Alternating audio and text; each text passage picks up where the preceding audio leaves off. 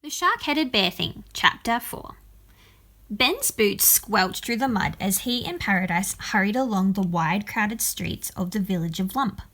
The market was already in full swing, and the smell of smoked kippers, fresh bread and barbecued lump hog swirled in a delicious mist around them. As they weaved their way through the throngs of shoppers, voices raised up all around them. "Morning, Ben." "Good to see you, lad." "Eat something, boy, you're thin as a rake." Ben smiled and waved back at everyone with his metal gauntlet. Then he led Paradise past the final few stalls and out onto the road that ran to the north of the village. The road was long and straight and stretched out almost as far as the eye could see. "So what's your village called?" Ben asked, preparing himself for the long hike ahead. "Lush," said Paradise. "What? But that's only 20 minutes away. You said you walked for 3 days to get to my house." "I did," Paradise admitted. "I got kind of lost."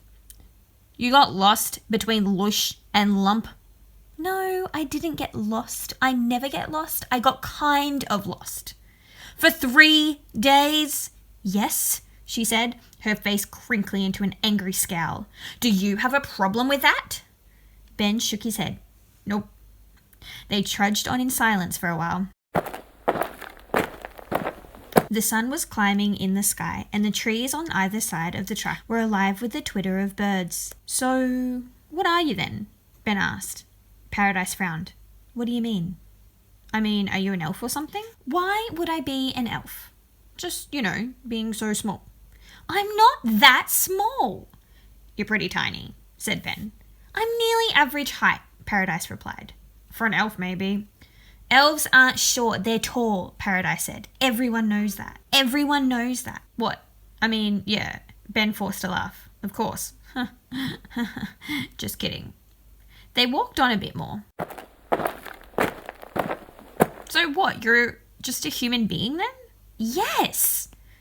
"You're an ordinary human being?" "Yes, of course I am." "Not a goblin or a pixie or anything?" "No." Silence fell again. They'd only gone a few more steps when Ben broke it. "You didn't really recruit loads of other warriors, did you?" he asked. "You were just making that up so Tavish would let me go with you, right?" Paradise shook her head. "No, I did. I rounded up the roughest and toughest fighters I could find from all over the country." "Oh," said Ben, his shoulders sagging. "So I will just be watching after all." "No, you'll definitely get to fight," Paradise assured him. "Won't the other warriors mind?" "I shouldn't think so," said Paradise. "They've all been horribly killed." Ben's eyes widened. "Really?" "Of course not," Paradise said, smirking. "I went looking for a great warrior, and your house was where I eventually ended up. I asked around whose house it was and found out about Tavish. I guess he had to be the warrior I was looking for." "Him?"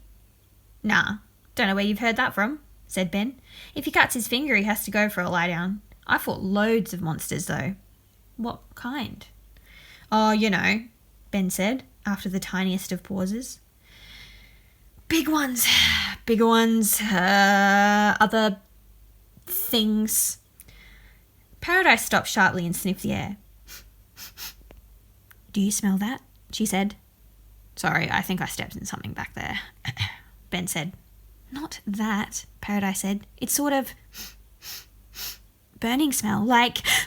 Her eyes went wide. She barged past Ben and broke into a run. "The village!" she yelped. "It's coming from my village!"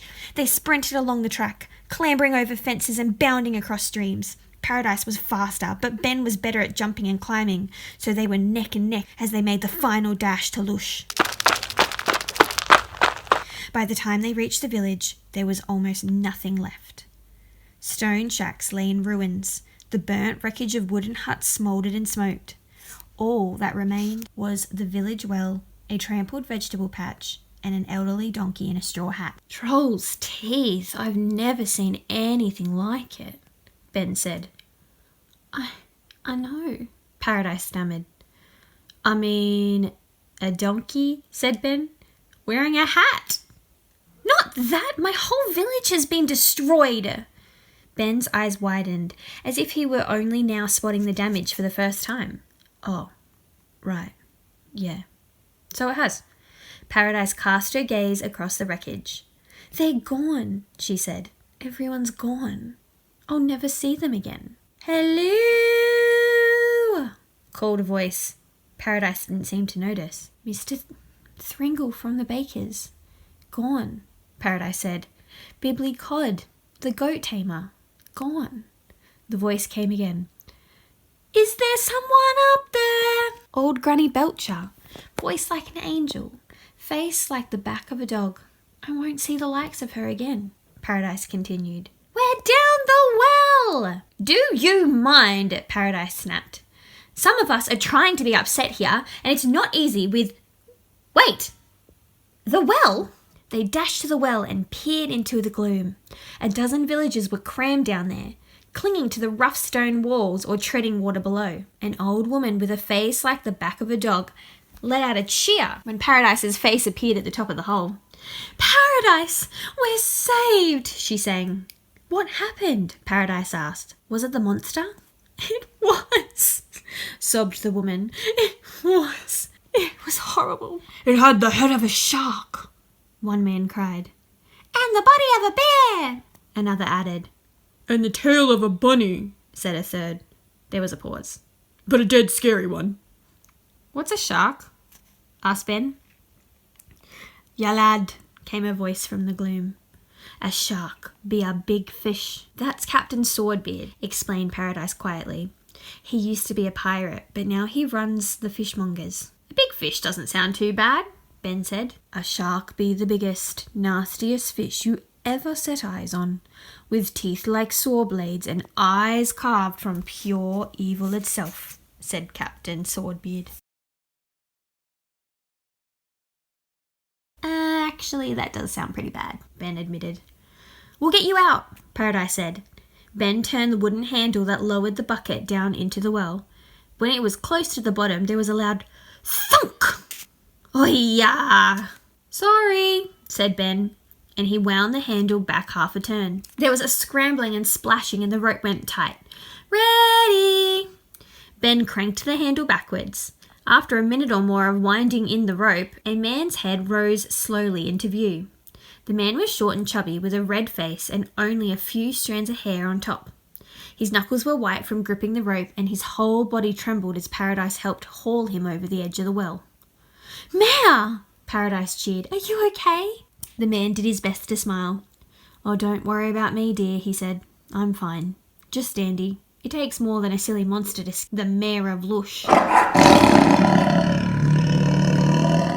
A furious roar split the morning air, and a hulking shape exploded from the woods beside the village. Squealing in panic, the mare tried to jump back into the well, but the beast was a frenzied blur of speed. It closed the gap in a flash and slammed into him, all gnashing teeth and slashing claws. The mare shrieked in terror as the monster scooped him up in one bear-like arm. Ben drew his wooden sword, but a kick from the mare's flailing feet caught him on the chain and sent him spinning to the ground, the sword flying out of his grasp. I was lying! I am scared! I'm proper terrified! The mare squealed. Don't eat me! I'll taste rubbish! Ben tried to stand, but his head was fuzzy from the kick and the ground felt like quicksand pulling him down. Through blurred vision, he saw Paradise charge at the rampaging monster, her tiny fist raised. With a desperate kick of his legs, Ben knocked her to the ground just as the creature's claws slashed through the air above their heads. I chew on my own toenails, squealed the mare, and I haven't had a bath in months. I'm probably poisonous. The beast let out another ear-splitting roar. Ben scanned the ground for his sword. There, still groggy, he half crawled, half rolled to the wooden weapon, snatched it up and leaped to his feet. Hey, Ugly, if you want to fight, you... Ben's voice trailed off. He looked around. Aside from him, Paradise and the donkey wearing the hat, there wasn't another living creature in sight. The monster and the mare were gone.